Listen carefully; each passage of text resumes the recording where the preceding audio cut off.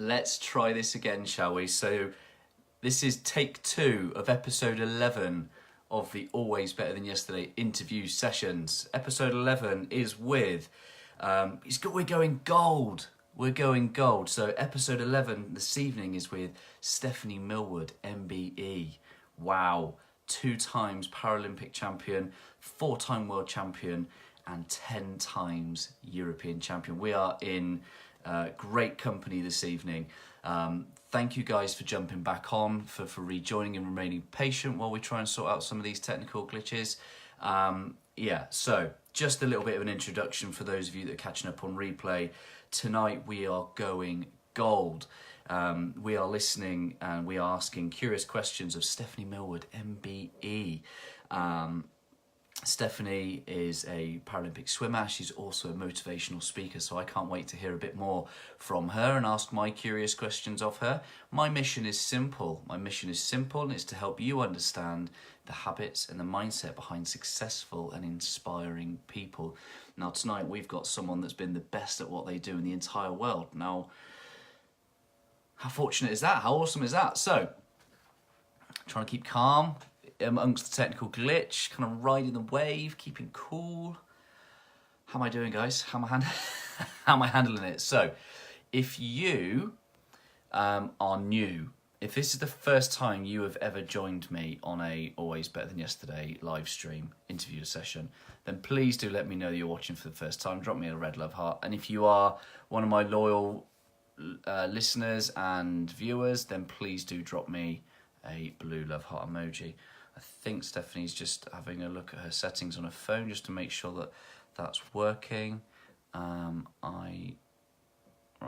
here we go. So I'm going to send her an invite.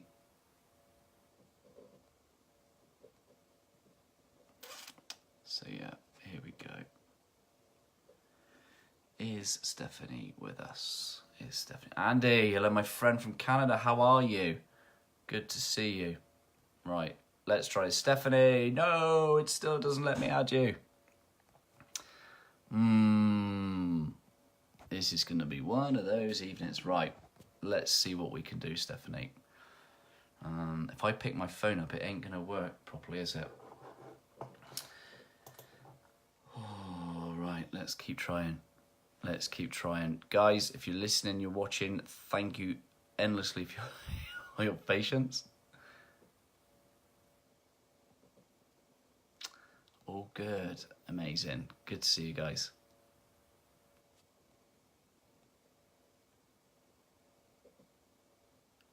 I wonder if this is worth trying to do.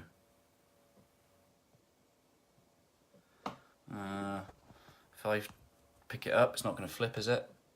No.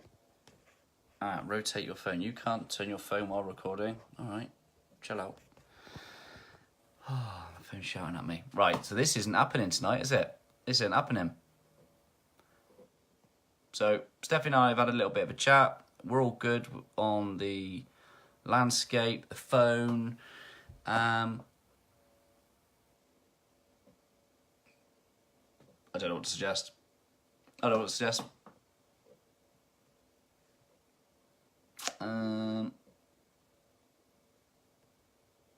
going to have to sort this out another time, I think. Try switch it. Have you got another phone or another device that you can use, Stephanie? We will get there. Very entertaining nonetheless. Do you know what? Can you... Hey, I could do that, couldn't I? How does that work? How can I do that?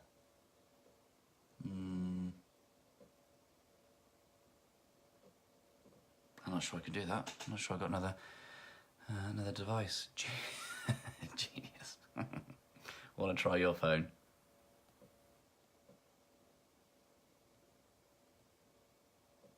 Right then.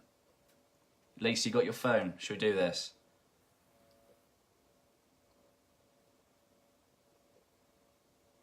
This is when she comes in the door, like 20 seconds later, because there's a delay. Well, thank you so much for your patience and your kindness. Or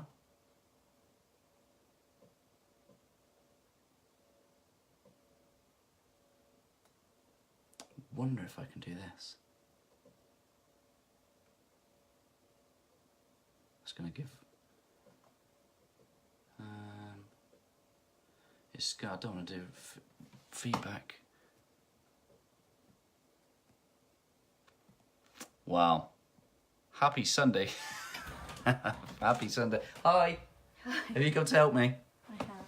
Do you want to try logging into your Facebook on mine? Yeah. Hi everyone. Right. Try that. Think.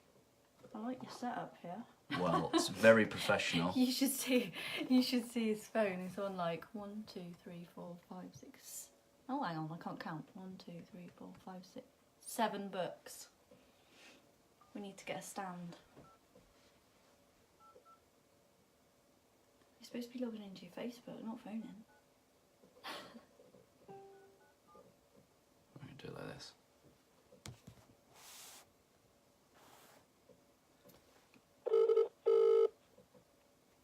Technology will not beat us. Sorted? Hiya. Hello. Hi. Amazing. Actually, what does that say there? Oh, that's you. Oh, I wanted to take it. Hello. Right. So, can you speak loud and clear and see if the guys can hear you on the phone? Yeah. Hi. My name's Stephanie. Can everyone hear me? Yes. Good. I think we're good. Yeah. That's so cool, but I can't see you chatting anymore. That's the thing. Everyone needs to be seeing your face, not my ugly mug. Amazing. So, Stephanie, I've given you a bit of an introduction, but would you do me the honour of introducing yourself to the listeners and the watchers? Hi. Yeah. My name's Stephanie Millward. I'm a Paralympic gold medalist. I won 2 gold medals in Rio, and I was Olympic torch bearer. So I've got Olympic torch. In total, I've got 701 medals. So I've got like 1,000,001 medals. It's amazing. It's Wow. so much fun. That's amazing. Can you tell me a little bit about your backstory? Yeah, I was born in a place called Saudi Arabia. I don't know if anybody knows where Saudi Arabia is, but it's absolutely racing. It's like the hottest place I've ever been ever. And the way of cooling down was to get into the pool and learn to swim. So I started swimming before I was 5. I've got medals from before I was 5 years old. At the age of 8, I went to Riyadh, which is the capital of Saudi, and it was kind of the Junior Olympics. So I went to the Junior Olympics. I was all excited. I won myself a gold medal for 100 meters of backstroke. Yeah! Wow. So that was kind of my dream. I won a proper gold medal. I won a proper Olympic gold medal. And so I came back to the UK at the age of 10 because of the Gulf War, second Gulf War. And I kept on training, and I kept training in a place called Caution, which is close to where I live. And the pool in Caution has now been named after me, Stephanie Millward MBE swimming pool. Wow. Cool. And I just kept on training. I was quite good at school as well. I was like, A's and B's at school. So I was very, very good. Everything was going perfect. At the age of 15 and age of 16, I was the best in the country. So everything was going wonderful. I went to the World Schools Games at the age of, when I think I was 16, and I was seeded first in all my events. So absolutely everything was going perfect. I was on my way to Sydney Olympic Games. Everything was wonderful. Unfortunately, just before Sydney Olympics, I went blind. Wow. I know, blind in both eyes, couldn't see anything. Wow. And then the next morning I woke up and I was paralysed, so I couldn't move like anything. It was horrendous. It was so scary. It was so horrible. So blind and then paralysed. What do you do? Wow. So what did you do? Well, nothing, because I was paralysed. But I was diagnosed with multiple sclerosis at the age of 17. Yeah. I was, which was very young for diagnosis at that age.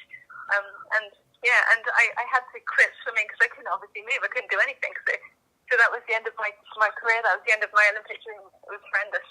So, one of the symptoms of MS is because basically it is swelling on the brain.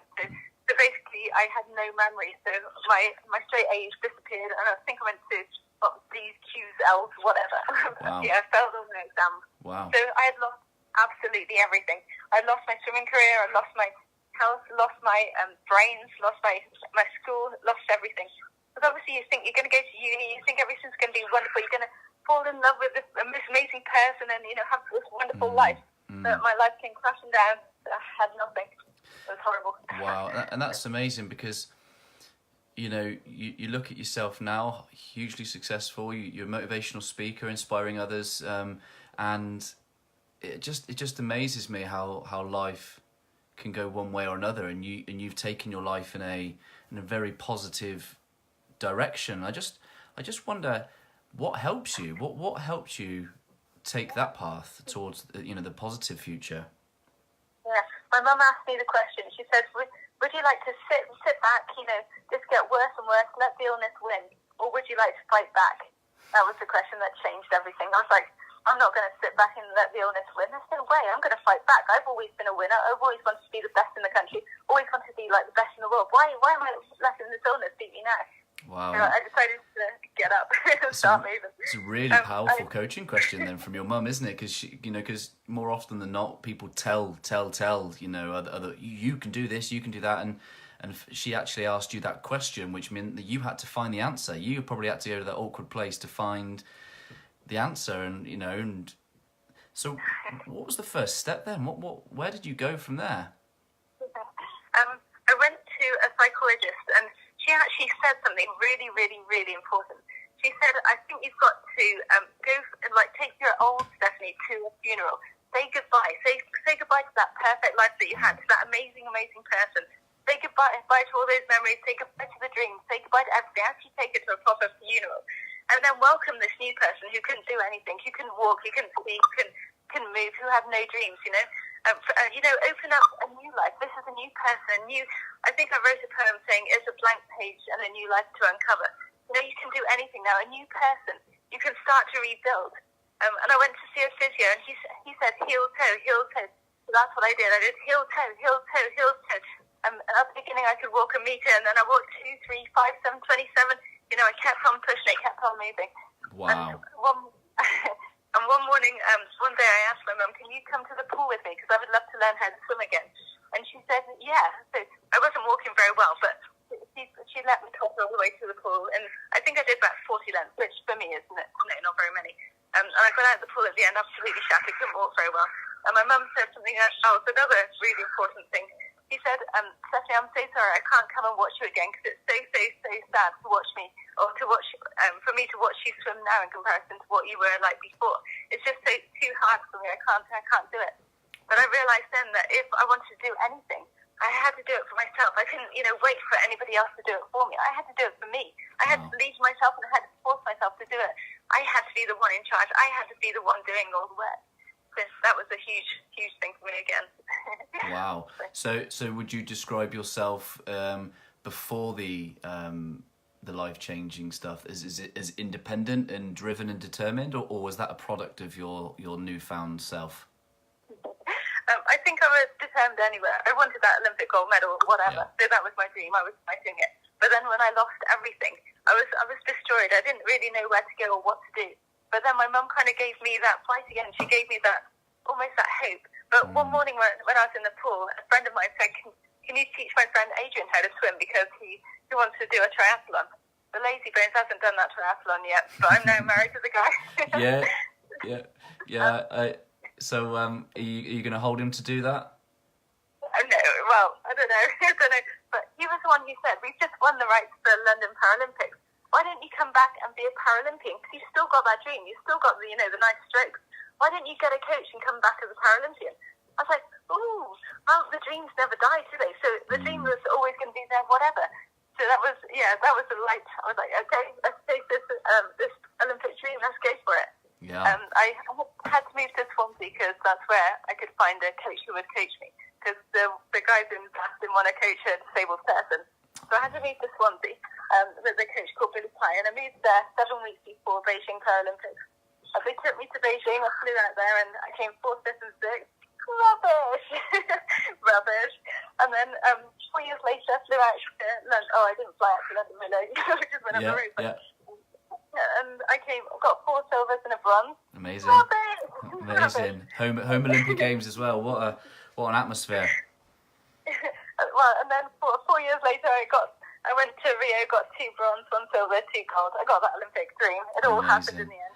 That's amazing, and we can't underestimate that because you've just described probably 8 years of your life in what was 30 seconds then. And I guess there's a few questions I've got around that. And 4 years between Olympic Games or Paralympic Games. How do you keep motivated? Well, chasing that dream. That's what I wanted. I wanted that gold medal. I knew I could do it. I knew I was good enough. I just wanted that gold medal so much that I had to do whatever stood in my way. I had to get it. I knew I was going to get it. Amazing. It was I just had to do the work. Had to make sure all my stroke was perfect. Had to make sure my head was ready. It was driven. It was I was always going to get it. Always. What helped you keep your head? Just basically that gold medal. I put a picture of that gold medal up in the top corner of my room. It was kind of a mental thing, but that's what I've been chasing forever. So every time I couldn't see or every time I couldn't walk, it was that Olympic gold medal that kept on pushing me. I can do it. I can do it. I can do it. I knew I could do it, and I just kept on going. And every time I'm in the pool, and quite often I lose my eyesight when I'm in the pool, and I have to follow somebody, so I kind of sit on their feet, and I feel every time they do a double kick, I know that they're doing a tumble turn. So therefore, I know we're at the end of the pool. Wow. So I know. So when we're working really hard and I can't see anything, it's just I want that gold medal. I want that gold medal. I want that gold medal. That's what I want. It's my drive. So now that is my desire. So now you've got not just one of them, you've got two of them. What do they represent to you? Strength. They are motivation. They are everything. They are proof that you can do anything if you believe in yourself enough. And they are proof that you never give up if you've got an illness. Whatever nasty illness it is, never ever give up. Wow. I think illnesses are just given to you as kind of a way to knock you back so that you can come back stronger, like an adaptation or something. Because your muscle has to take a knockback and kind of rebuild itself to get even stronger and get even better than it was before. So I think an illness or a step back is an adaptation. It gets better, or an ability to get better after. That's what I did. I got the gold medal. It's amazing. It's really amazing, and I'm almost lost for words just listening to that. And I guess were there times where there were you said that you were driven, you believed in yourself, you believed that you could have won a gold medal. Were there any times when that wobbled a little bit? A little bit. I used to suffer from a lot of pain, like unbearable pain in my arms, my legs, and it was just like I was like, what on earth is going on? Why have I got this horrendous pain? What's the reason behind this? And I used to ask people to smack the other arm to take the pain away, and It just didn't make sense. I was thinking, if I swim harder, maybe it'll get rid of the pain, or if I work harder, maybe it'll get rid of the pain. It didn't always happen, but it was. I think there is a reason for everything, and I couldn't understand why that pain was there. But maybe it was because I wasn't working hard enough, or maybe it was because I had to inspire somebody else, or maybe I don't know. I think everything has a reason, and I think that me getting MS was to inspire everybody else, to be the motivation for everybody else. I love that. What would you say is enabled you to take that perspective? I don't know. Just I suppose the strength and the comfort behind my mum and Adrian, who have stood by me all the time, and my friends. I've got some incredible friends who, sometimes I used to work at the local co-op, and the co-op was up the hill, and quite often with the MS, I can't walk because it's like I'm a human short circuit. So the messages from my brain don't always get to wherever they're going. So sometimes I can't see, sometimes I can't walk, sometimes I can't move my arms or my legs or whatever. So if I stop talking, the message hasn't quite got there or something. So on my way to the co-op, quite often the legs just stopped and I would fall like crashing to the ground. And I always had to phone my mum and say, Mum, can you come and get me because I've fallen here or I've done this or whatever. And I used to phone up the co-op and say, sorry, I'm not coming in today. I'm halfway up the road or whatever. I haven't quite got there. And some of my friends used to come and drag me up the hill or get their car and carry me up the hill. All sorts of things just to help me out. So, yeah, my friends have been incredible. Amazing. Amazing. I just want to take a moment for anyone that's just joining the stream and looking at my face and not wondering where Stephanie is. Stephanie is here on the phone. We had some technical difficulties, so we're making do the best we can. And I am thoroughly enjoying this conversation, Stephanie. I'm really grateful for your time. So I was watching a video of you earlier, actually, on YouTube, and it was the 4x100 relay, the one you got gold medal in Rio. Yeah. And it got me thinking, because you brought home that team, you brought it home on the last leg, and in a world record time, I might add. So tell me what it means to be part of a team, what sort of things do you think make good teamwork? Well, in that team, I knew that we had quite a strong team. I knew we were going to go out hard, and I thought if I dive in first, we've won the race. Although the person swimming in the lane next to me had just beaten me for 100 metres freestyle in the individuals. So I was thinking, if I lose this, it's all down to me. I knew that race was down to me. I knew I had to win the race. I knew I had to be the best. With that, right at the end of that, just before I dived in, I had two of the other people who had already swam. They were there cheering me on, saying, you can do this, you can do it. We're a part of the team, you can do it, you can do this. The speaking is struggling there. And then the third person was in the pool, and they were coming in, and everybody was just cheering and screaming. And I kind of knew that the whole country was yelling for me as well, because in London we had lost it by 0.03 of a second. Wow. We had come second, which is horrendous. So therefore, I had to win this race just to prove that we were the best, that GB is the best. Yeah. And I don't know, just teamwork is all about, knowing that the motivation is there for everybody, knowing that you will support whatever happens. You will support each other and you'll scream and shout for each other. And I don't know, I think teamwork is incredible. I think being teamwork is better, because what is it? If you've got 4 people in a team, you can move so much more than you can if you stood on your own. So yeah. I think being part of a team is incredible. Amazing. I love that. So tell me a little bit about those pre-race nerves then. So let me just get into the kind of headspace with you. So you're just heading out into your Paralympic final, right? This is what you've been waiting for the last 4 years, 8 years, however long the dream's been alive, and you're just about to hear the gun go off. What's going through your mind? How are you preparing your mind in that moment? Truthfully, that's the easiest part. The hard part is the training, because every single morning for about 4 years before that Olympic final, I had swum that race already. I knew exactly how I was going to do. It was 100 backstroke that I won for one of them, and I knew how to do that back flip off the start. I knew how far to go underwater, how many kicks. I knew how my strokes were going to be pulling all the way through the water. I knew how many strokes I was going to do. I knew how many strokes, like my stroke count from the flags to the wall. So therefore, I knew where my turn was going to be. I knew exactly how many underwater kicks I was going to do. Wow. I'd already done that race so many times in my head. But it was 4 years worth, 4 times 365 if you're good at maths. That's how many times I had swum that race already. So wow. The actual race was quite easy. I knew I was going to win. I knew what I was going to do. You can't see my face right now, but I have got such a big smile on my face. Like, listening to you describe this is just, it's amazing. It's amazing. So you knew you were going to win that race. Yeah. Is there anything going through? Because one thing I've heard before around people liken public speaking or anything like that, that we or going to swim a final, that we all get the same physiological response to those nerves, and what defines the greatest is the way that they handle and the stories they tell themselves as a result of those kind of physiological responses. And I guess, how did your body feel in that moment? Did you get the adrenaline, the shallow breathing, and describe that to me a little bit? I didn't really suffer too badly from that, so I don't really get too nervous, because I know I had already swum the race and I knew I had won. And I think I'd won the heat by 5 seconds, so I knew I had a bit of a head start on everybody else. Yeah. I just thought, if I don't mess this up, if I don't do anything wrong, I've won the race. This is my race. And it was also, I said I've been doing it for the 4 years, but I've also been doing it, since I was 8 years old. I had been winning that race ever since I had done that junior final, so I knew I was going to win it. And I don't normally issue with the shortening of the breath or whatever. I just know I've seen the race in my head, and I know I'm going to win, and I know how everything's going to feel, and I've done it so many times that I just know it.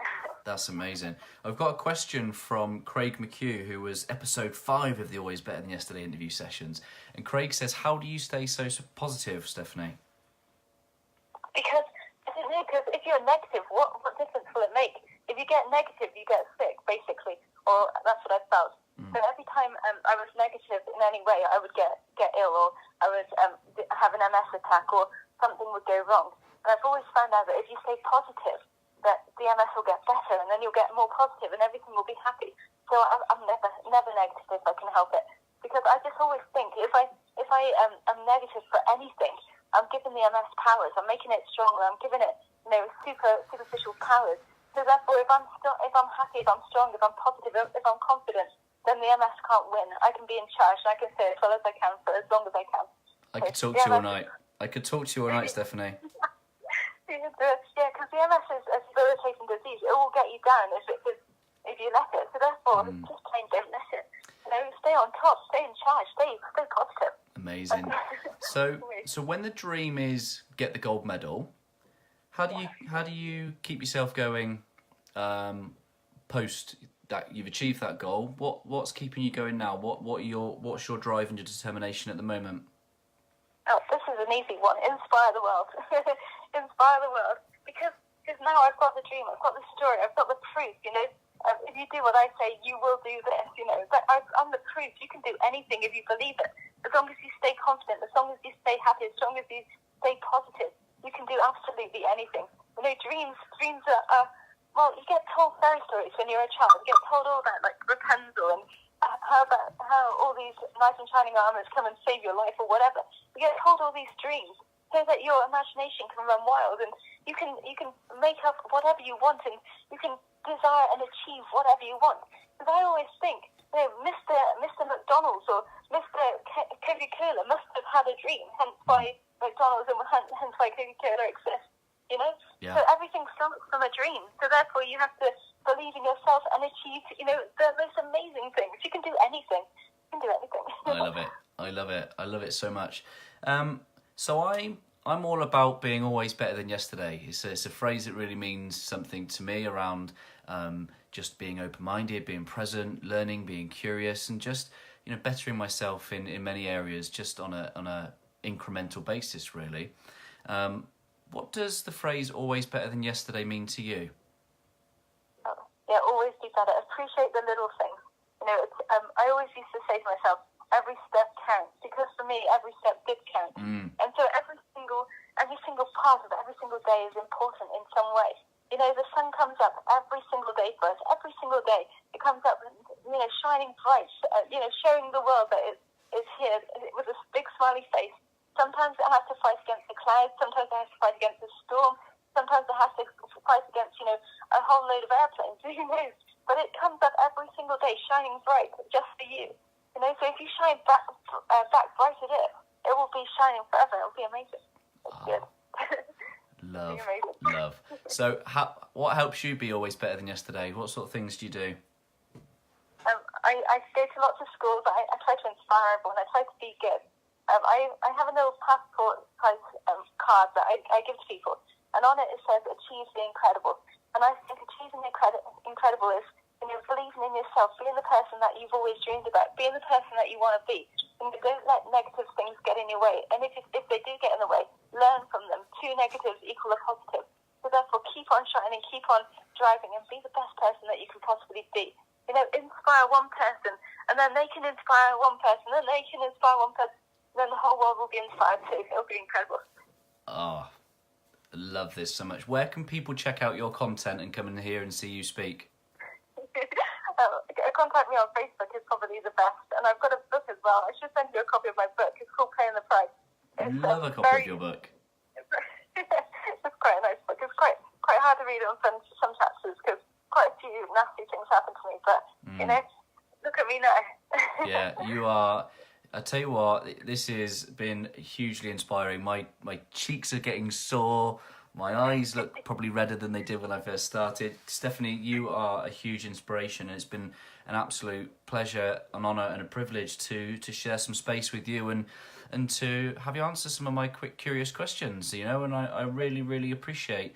You are just an inspiration to all those around you, and I think you found your gift. It wasn't swimming, it's being able to tell your story is amazing, because this whole notion of inspiring others to follow their own dreams, you're going to inspire many, many, many, many, many people just by being you. Yeah, cool. Thank you so much. I always think of an illness of any kind is is almost like that adaptation, like I said. So every illness is a knockback for you to stand forward and shine brighter. You know, just think about almost taking a step forward, putting your hand up in the air, saying, I'm going to win, I'm going to fight, I'm going to be the best, I can do anything. You know, every win is like another star in the sky shining bright for you. You can do anything. I was awarded an MBE because of my gold medal, and I think that just, I don't know, it's more writing for me, and it's kind of the country is giving back to me, which is an incredible thing. I love it. And now you've got the key to Corsham. Yeah, I was meant to be walking sheep through the centre of Corsham in August, and I didn't get round to it in the end, but a farmer said that I'd be allowed to do that, because that's what the freedom of Corsham is all about, walking sheep through the centre of Corsham. You can do what you want, can't you? You do what you want. Amazing. Amazing. Stephanie, thank you so much. Is there anything else that you would like to, one last final message you'd like to share with the listeners and viewers? Just dreams do come true. Mine came true. So therefore yours can too. Believe in yourself always. Be the best person you possibly can be. And, you know, your heart beats for you every single day. It beats all the way during the night. It beats all the way during the day. And it never, you never say thank you. You never ask, you know, is it tired? It keeps on going, whatever. And it's beating just for you. If you can feel your heart beating, that's all the motivation you will ever need. Believe in yourself always. Good luck, everyone. Amazing. Stephanie, thank you so much. And I hope we keep in contact and we speak again soon. Yeah, definitely. Amazing. All right, I'm going to let you go now. Take care, Stephanie. Bye. Thank you. Goodbye. Bye. Wow. What an incredible human being. Exactly, I agree with you, Craig. What an amazing human being. I am super pumped, super inspired. That was just amazing. I'm sorry about the technical difficulties. I'd love to have seen Stephanie and hear her talk, but just hearing her talk about her story was inspiring. If that's inspired you, drop me your favourite quote in the comments. Drop me your favourite one-liner that she dropped some serious inspiration just then. So yeah, please do get involved. Share this with the one person who needs to see this. If there's someone that you know of right now going through some challenges and you need some inspiration, put them no further than Stephanie's content, because that, I am in no doubt, will inspire and make a difference. I have no words. That was incredible. I've just interviewed a gold medalist Paralympian and a hugely inspiring human being. And if I can share any lessons with you about me, that's just because I am curious. I'm curious, and I believe in people, and I love connecting people, and I love helping people learn and improve. And I've just interviewed a Paralympian as a result. Can't believe it. It's amazing. Absolutely amazing. What an evening. Thank you so much for joining. Really appreciate your time, support, and your energy. Thank you, Pam. Thank you, team Living Your Learning. Love you guys. And thank you everyone else that's checked in, either live or on replay. I really appreciate you. And I wish you the best of bank holidays and an awesome week ahead. Much love. Thank you.